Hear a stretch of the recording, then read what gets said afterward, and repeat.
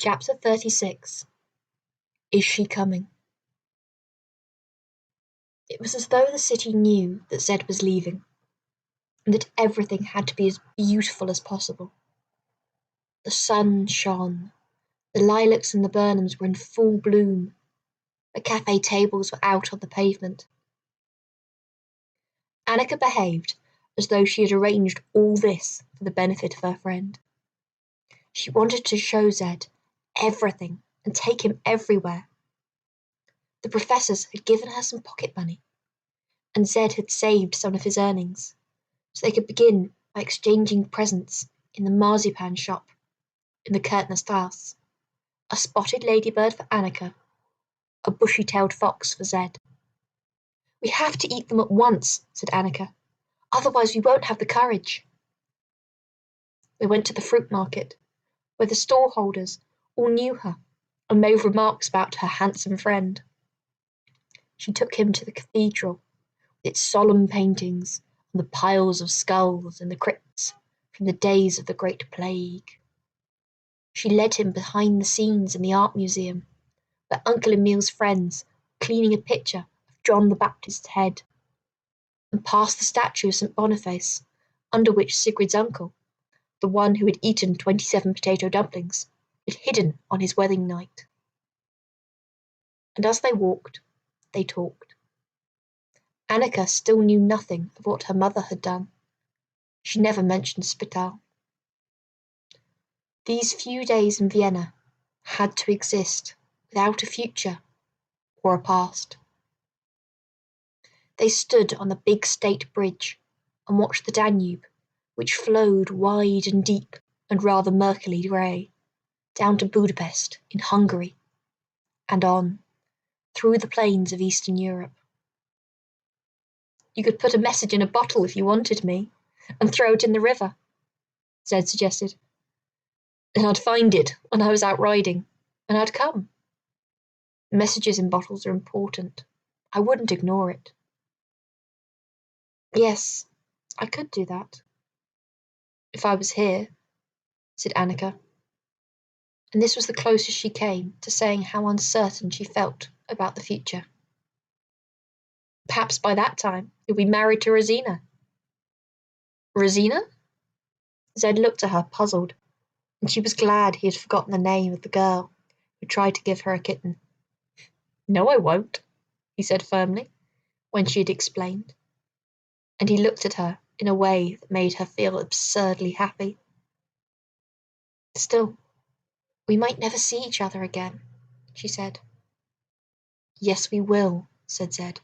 "We will."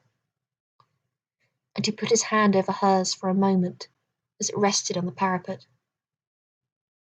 They took the tram back to the inner city and walked past the arcaded Stolberg where the Lepanzas lived, towards the imperial palace.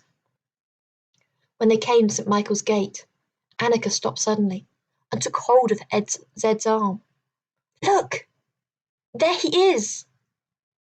And it really was the Emperor Franz Joseph, driving out in a carriage with golden wheels to inspect the Razumovsky guards, and putting up a white-gloved hand to wave, even to this one schoolgirl and her friend.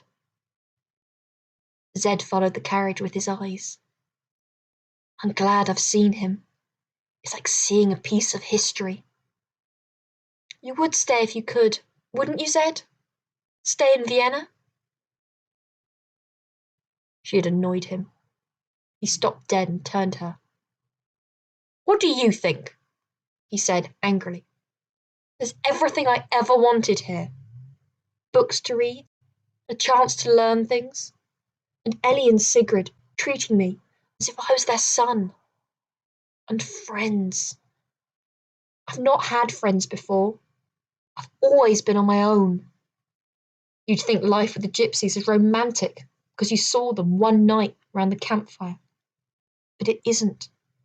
It's hard and rough, and it can be cruel." He broke off. "Oh, never mind. You wouldn't understand." "Perhaps I would," she said very quietly. "Perhaps I do. I've had to leave here once, and probably—" "No." he interrupted her, and then remembered that she knew nothing of the suspicions surrounding her mother, or of the plan the professors had made. In the afternoon, when Pauline and Stephen returned from school, all four of them took Rocco to the deserted garden and let him graze. Stephen was resigned now to following his father as a groundsman at the crater. "What's the point of making oneself miserable?" said Stephen. "There's no money to train as an engineer, and that's the end of it. But at least you'll have someone to take you round the fair and get you in half price." He turned to Zed. "You'll see tomorrow when we go on the giant wheel. It really is something. There isn't a higher one in Europe." Tomorrow was Zed's last day, but one, and they were going to spend it in the crater. But when morning came, it turned out to be a very different sort of day, because as soon as they finished their breakfast, the professors sent for Annika. "We have something to tell you," they said. It was not a nice something. Anna could see that at once. All three professors were looking grim. Indeed, they'd only just stopped arguing about whether they were about to do was right. Professor Gertrude was against it.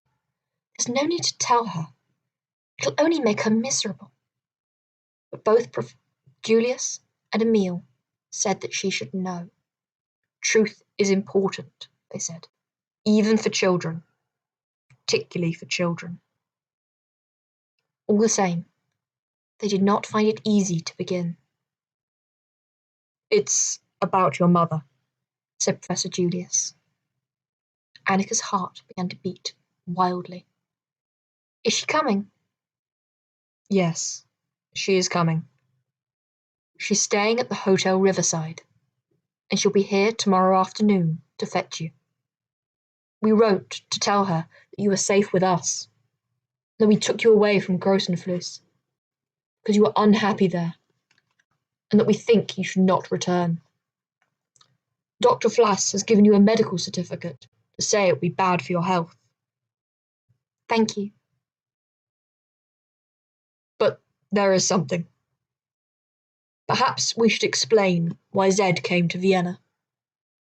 He had found out that the jewels in the trunk which the Egghart's great aunt showed you were real." Annika looked at him in amazement. They can't have been. She told them all about them, how the jeweller in Paris had them copied. "Nevertheless, they are real." He told her the story of Fabrice's deception. He was very fond of the old lady, so he played a trick on her. "A kind trick," said Annika. "I wish she'd known. Or perhaps it was best as it was." "It seems," the professor went on, "the jewels are worth a fortune, and that they were left to you. Fräulein Egghardt left you the trunk and all it contained. The lawyers have confirmed this."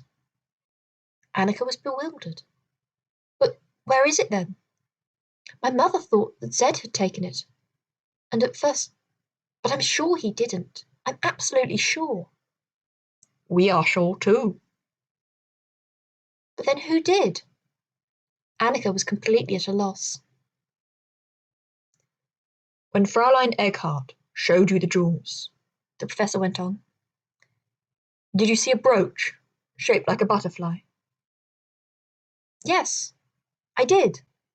Blue sapphires for the wings, and filigree gold for the antennae, with rubies for the eyes. I suppose I should have known the stones were real. They were so beautiful." Professor Julius picked up the letter on his desk. "Yes, that is an exact description. We asked a friend in Switzerland to make some inquiries, and his letter came this morning. Your butterfly brooch has just been sold by Zwingli and Hammerman for 2 million Swiss francs." "I don't understand.